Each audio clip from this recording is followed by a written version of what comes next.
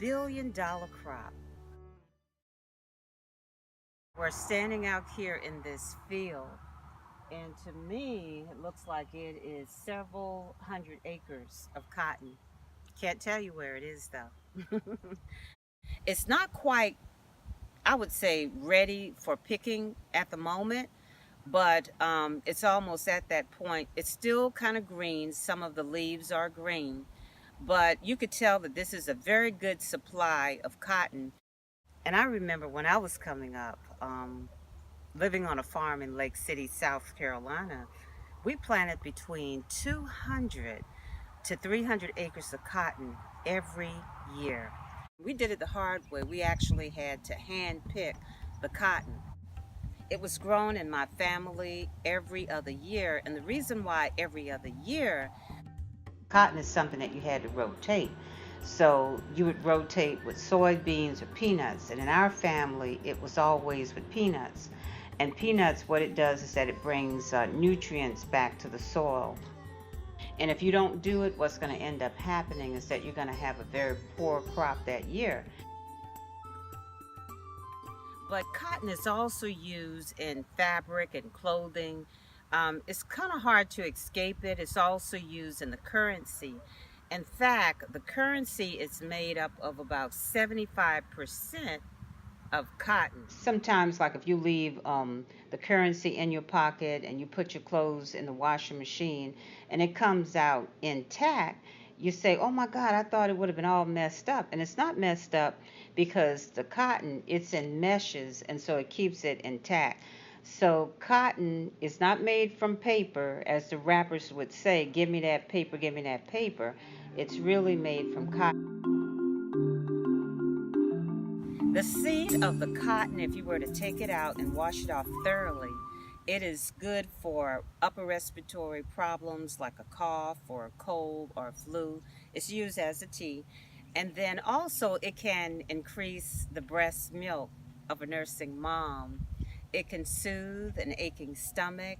And you've heard of cottonseed oil. Not only is it used in food, but cottonseed oil is also used on the skin to remove blemishes as well so as wrinkle.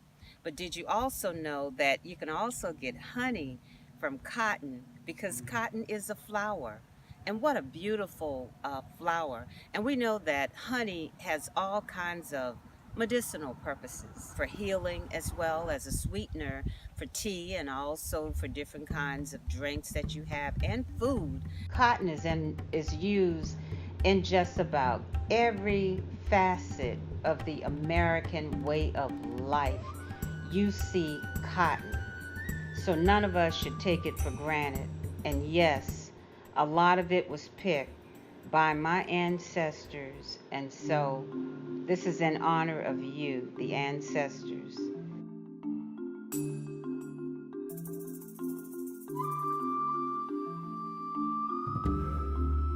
Cotton was the second leading crop in the nation. Rice was first, and cotton brought so much money into the economy. In fact, it brought billions of dollars into the economy, and it was back-breaking work. And for us, you could start at the very beginning of the day before the sun was up, and then the sun was down. And we planted once again between 200 to 300 acres every other year. And so cotton was very prickly too, and it would have like a comb, and the comb, inside of the comb would sit the cotton. You could get hurt by picking the cotton.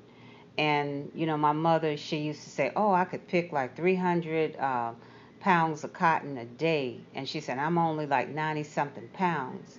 And so what my sister would do is that she wanted to keep up too. So one of my sisters, she would put water in the bottom of her bale of cotton. And so when they would weigh it at the market, it would weigh more than what she actually had picked. So the younger ones, we would tie up the bale of cotton. It would be like a burlap sack. You would lay it flat on the ground, and then you would put the cotton on top of it. and then each kid would grab a corner. So you would have four kids, one on each corner. The fifth child, which was me, and I would jump up into the cotton to weigh it down as the elders in the field would come and they would put more cotton into the burlap. And so once we had gotten enough cotton, we would tie it up, and then an adult would come back and it would tie it even tighter.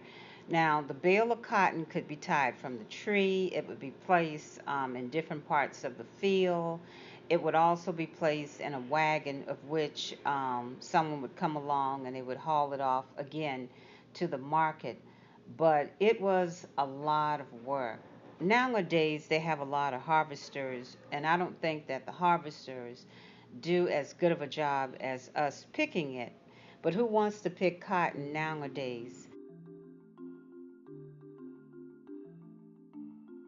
That this is some beautiful cotton right here.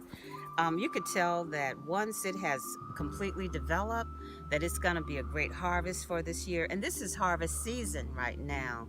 We're looking at the month of October, and this is where you would start to actually pick the cotton.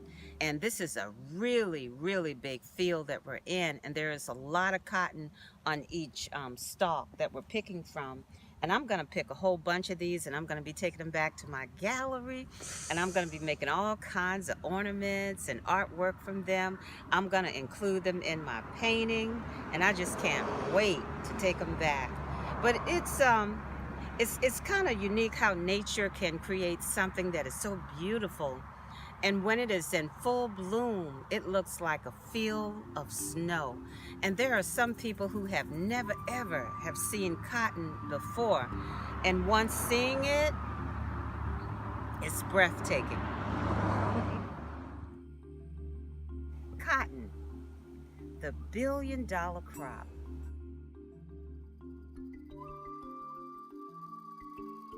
Beautiful harvest this year.